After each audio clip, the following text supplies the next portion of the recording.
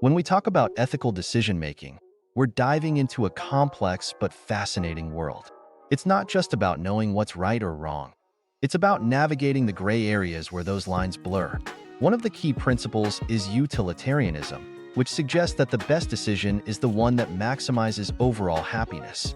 Imagine you're a manager deciding whether to lay off a few employees to save the company. A utilitarian approach would weigh the happiness of the remaining employees and the long-term benefits to the company against the distress caused to those losing their jobs. It's a tough balance. Then there's deontology, which is all about duty and rules. This principle argues that some actions are inherently right or wrong, regardless of the consequences. Think about it. If you find a wallet on the street, deontology would compel you to return it, no matter how tempting it might be to keep the cash inside. It's about adhering to moral principles and fulfilling your obligations. Another important principle is virtue ethics, which focuses on the character of the decision-maker rather than the rules or consequences. It asks, what kind of person do I want to be? This perspective encourages us to cultivate virtues like honesty, courage, and compassion.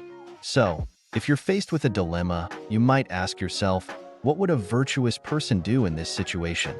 It's a more personal approach, guiding us to align our actions with our values. Let's not forget the principle of justice, which emphasizes fairness and equality. This principle challenges us to consider how our decisions affect different groups. For instance, in a workplace scenario, if you're promoting someone, justice would require you to ensure that the process is fair and that all candidates are evaluated equally.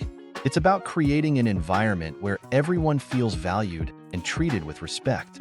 Lastly, there's the principle of care, which highlights the importance of relationships and empathy in decision-making. This principle reminds us that our choices impact real people. When making decisions, especially in leadership roles, it's crucial to consider how those choices affect the well-being of others. It's about fostering a sense of community and support. In practice, ethical decision-making often involves a combination of these principles. It's not always clear-cut, and that's where critical thinking comes into play. We must analyze the situation, consider the stakeholders involved, and reflect on our own values. Engaging in open dialogue with others can also provide new perspectives and insights, helping us to navigate the complexities of ethical dilemmas. Ultimately, ethical decision-making is a skill that we can develop over time. It requires self-awareness, empathy, and a commitment to doing what's right, even when it's difficult. By understanding and applying these principles, we can make choices that not only benefit ourselves but also contribute to a more ethical and just society.